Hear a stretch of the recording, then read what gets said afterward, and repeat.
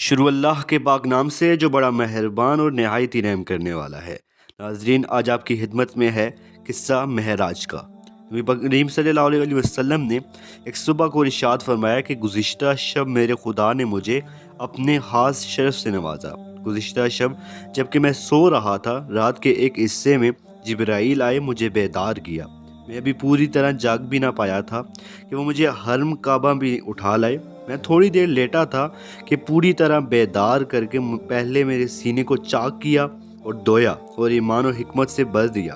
اس کے بعد حرم کے دروازے پر لایا گیا اور وہاں جبرائیل نے میری سواری کے لیے حجر سے کچھ چھوٹا جانور براق پیش کیا جو سفید رنگ کا تھا۔ جب میں براق پر سوار ہو کر روانہ ہوا تو اس کی سبق رفتاری کا یہ عالم تھا کہ حد اور نگاہ اور حد رفتاری یکساں نظر آتی تھی کہ یکا یک بیت المقدس جا پہنچے۔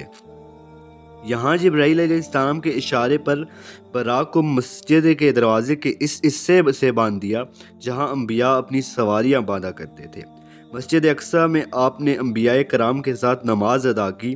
اب یہاں سے ملا اہلا کی تیاری شروع ہوئی تو اول جبرائیل نے میرے سامنے 2 پیالے پیش کیے۔ ان میں سے ایک شراب سے لبریز تھا اور دوسرا دودھ سے۔ میں نے دودھ کا پیالہ قبول کیا اور شراب کا پیالہ مسترد کر دیا۔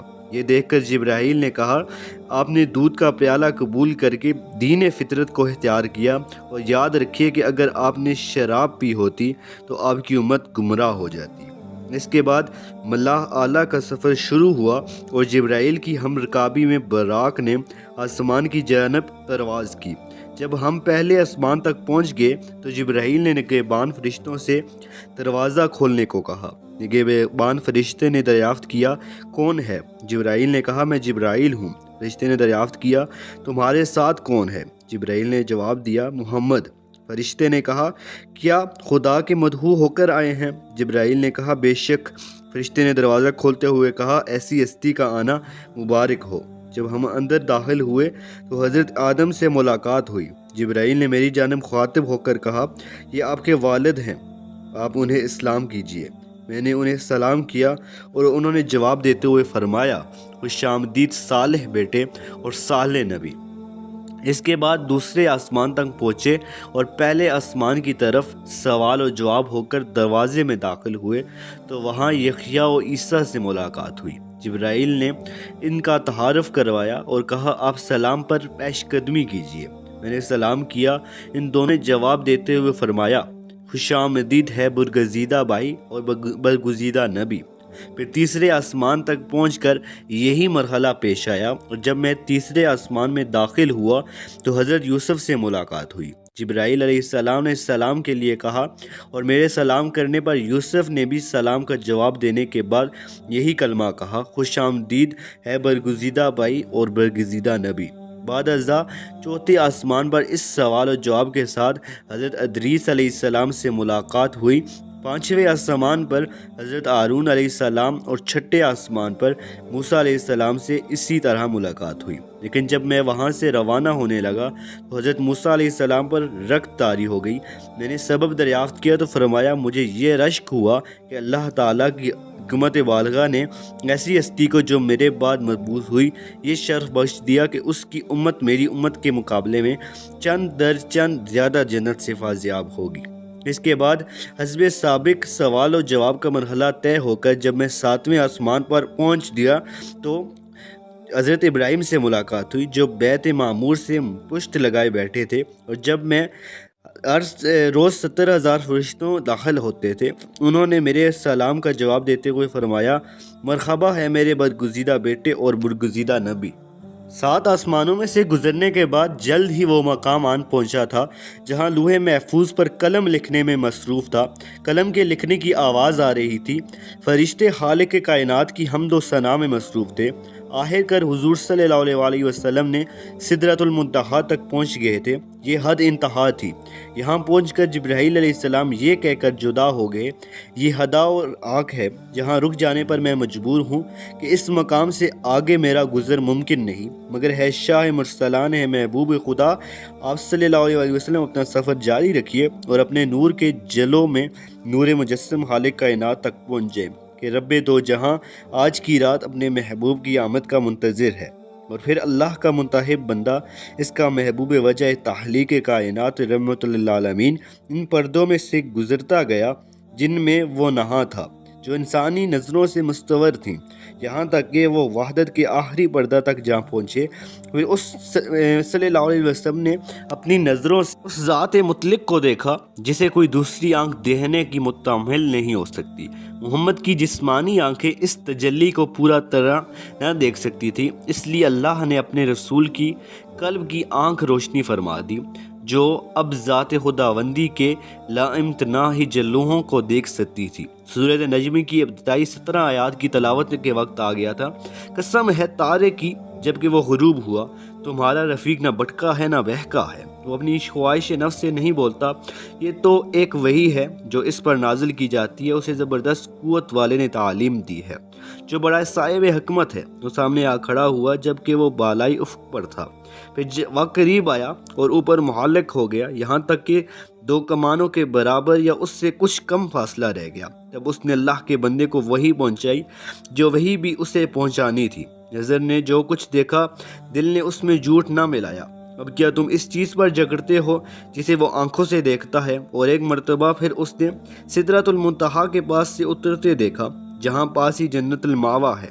اس وقت سدرہ پر چھا رہا تھا جو کچھ کہہ جا رہا تھا، نگاہ نہ چند دہانیس نہ حد سے تجاوز ہوئی، اور اس نے اپنے رب کی بڑی بڑی نشانیاں دیکھی۔ آپ نے جنت میں 4 نہریں دیکھی، 2 ظاہری اور 2 باطنی۔ ظاہری نہریں نیل و فرات تھیں۔ آپ نے مالک داروغہ جہنم کو بھی دیکھا، وہ ہنستا تھا اور نہ اس کے چہرے پر خوشی اور بشادت تھی۔ آپ نے جنت و جہنم بھی دیکھی۔ آپ نے ان لوگوں کو بھی دیکھا جو یتیموں کا مال کھا جاتے تھے، ان کے اونٹ کی طرح تھے۔ آپ صلی اللہ علیہ وسلم نے سور خوروں کو بھی دیکھا، ان کے پیٹ اتنے بڑے تھے کہ وہ اپنی جگہ سے ادھر ادھر نہیں ہو سکتے تھے۔ وہ جب آل فرعون کو آگ پر پیش کرنے کے لیے لے جایا جاتا تھا تو ان کے پاس سے گزرتے وقت انہیں روندے ہوئے جاتے تھے۔ آپ صلی اللہ علیہ وسلم نے زناکاروں کو بھی دیکھا، ان کے سامنے تازہ اور فربا گوشت تھا، اور اس کے پہلو بے پہلو سڑا ہوا چھچھیڑا بھی تھا۔ یہ لوگ تازہ و فربا گوشت چھوڑ کر سڑا ہوا چھچھیڑا کھا رہے تھے۔ آپ نے عورتوں کو دیکھا جو اپنے شوہروں پر دوسروں کی اولاد داخل کر دیتی تھی۔ آپ نے انہیں دیکھا کہ ان کے سینوں میں بڑے بڑے ٹیڑھے کانٹے چبا کر انہیں آسمان اور زمین کے درمیان لٹکا دیا جاتا تھا۔ آپ نے آتے جاتے ہوئے اہل مکہ کے قافلہ بھی دیکھا اور انہیں ان کا ایک اونٹ بھی بتایا جو بڑک کر بھاگ گیا تھا۔ آپ نے ان کا پانی بھی پیا جو ایک ڈھکے ہوئے برتن میں رکھا تھا۔ اس وقت قافلہ سو رہا تھا، پھر آپ نے اسی طرح برتن ڈھک کر چھوڑ دیا، اور یہ بات معراج کی صبح آپ کی صداقت کی ایک دلیل ثابت ہوئی۔ ناظرین، معراج کے دوسرے دن صبح سب سے پہلے آپ نے اپنی چچا زاد بہن ام ہانی کو یہ روداد سنائی، پھر باہر نکلنے کا قصد کیا۔ انہوں نے آپ صلی اللہ علیہ وسلم کی چادر پکڑ لی اور کہا، خدا کے لیے یہ قصہ لوگوں کو نہ سنائیے گا، ورنہ انہیں آپ کا مذاق اڑانے کے لیے ایک اور شوشہ ہاتھ آ جائے گا۔ مگر آپ یہ کہتے ہوئے باہر نکل گئے کہ میں ضرور بیان کروں گا۔ حرم کعبے میں پہنچے تو ابو جہل نے سے آمنا سامنا ہوا۔ اس نے کہا، کوئی تازہ خبر؟ فرمایا ہاں۔ پوچھا کیا؟ فرمایا میں آج رات بیت المقدس گیا تھا۔ ابو جہل نے کہا، بیت المقدس؟ راتوں رات ہو آئے اور صبح یہاں موجود ہو؟ حضور صلی اللہ علیہ وسلم نے کہا، ہاں۔ ابو جہل نے کہا، قوم کو جمع کروں، سب کے سامنے یہ بات کرو گے؟ فرمایا بے شک۔ ابو جہل نے چلا کر لوگوں کو جمع کیا اور کہا، ہے قریش، جلدی کرو، آؤ اور محمد کی زبانی شب معراج کی سفر کی حیرت انگیز کہانی سنو۔ حضور صلی اللہ علیہ وسلم نے سب کے سامنے پورا قصہ بیان کر دیا۔ لوگوں نے مذاق اڑانا شروع کر دیا، کوئی تالی پیٹ رہا تھا تو کوئی تعجب سے سر پر ہاتھ رکھ رہا تھا۔ 2 مہینے کا سفر ایک رات میں ناممکن۔ پہلے تو شک تھا، اب یقین ہو گیا ہے کہ تم دیوانے ہو گئے ہو۔ آنا فانن یہ خبر عام مکہ میں پھیل گئی۔ پہلے تو شک تھا، اب یقین ہو گیا کہ تم دیوانے ہو گئے ہو۔ بعض مسلمان اسے سن کر اسلام سے بڑھ گئے۔ لوگ اس امید پر حضرت ابو بکر صدیق کے پاس پہنچے کہ یہ محمد کے دست راست ہیں، یہ پھر جائیں تو اس تحریک کی جان ہی نکل جائے گی۔ انہوں نے یہ قصد سن کر کہا، اگر واقعی محمد نے یہ واقعہ بیان کیا ہے تو ضرور سچ ہوگا، اس میں تعجب کی کیا بات ہے؟ میں تو روز سنتا ہوں کہ ان کے پاس آسمان سے پیغام آتے ہیں اور اس کی تصدیق کرتا ہوں۔ پھر حضور اپنے حضرت ابو بکر حرم کعبہ میں آئے، رسول اللہ موجود تھے اور ہنسی اڑانے والے مجمع بھی۔ پوچھا، کیا واقعی آپ نے ایسا فرمایا ہے؟ جواب دیا، ہاں۔ حضرت ابو بکر صدیق رضی اللہ تعالیٰ عنہ نے کہا، بیت المقدس میرا دیکھا ہوا ہے، آپ وہاں کا نقش بیان کریں۔ حضور نے بیت المقدس کا نقش بیان کرنا شروع کیا اور ایک ایک چیز اس طرح بیان کی کہ گویا بیت المقدس سامنے موجود ہے اور دیکھ دیکھ کر اس کی کیفیت بتا رہے تھے۔ حضرت ابو بکر کی اس تدبیر سے جھٹلانے والوں کو ایک شدید ضرب لگی۔ وہاں بکثرت ایسے آدمی موجود تھے جو تجارت کے سلسلے میں بیت المقدس جایا کرتے تھے۔ وہ سب دلوں میں قائل ہو گئے کہ نقشہ بالکل صحیح ہے۔ اب لوگ آپ صلی اللہ علیہ وسلم کے بیان کی صحت کا مزید ثبوت مانگنے لگے۔ حضور نے فرمایا، جاتے ہوئے میں فلاں مقام پر فلاں قافلے پر سے گزرا تھا جس کے ساتھ یہ سامان تھا۔ قافلے والوں کو اونٹ کے براق کو دیکھ کر بھڑک گئے۔ ایک اونٹ فلاں وادی کی طرف بھاگ نکلا۔ میں نے قافلے والوں کو اس کا پتہ دیا۔ آپ صلی اللہ علیہ وسلم نے آتے جاتے ہوئے اہل مکہ کا ایک قافلہ بھی دیکھا اور انہیں ان کا اونٹ بتایا جو بھڑک کر بھاگ گیا تھا۔ آپ نے ان کا پانی بھی پیا جو ایک ڈھکے ہوئے برتن میں رکھا تھا۔ اس وقت قافلہ سو رہا تھا، پھر آپ نے اسی طرح برتن ڈھک کر چھوڑ دیا اور یہ بات معراج کی صبح آپ کی صداقت کی ایک دلیل ثابت ہوئی۔ ایسے ہی کچھ اور نشانیاں آپ نے دی، بعد میں آنے والے قافلوں سے ان کی تصدیق ہوئی۔ اس طرح زبانیں بند ہو گئی مگر دل سوچتے رہے کہ یہ کیسے ہو سکتا ہے۔ آج بھی بہت لوگ سوچ رہے تھے کہ یہ کیسے ہوا۔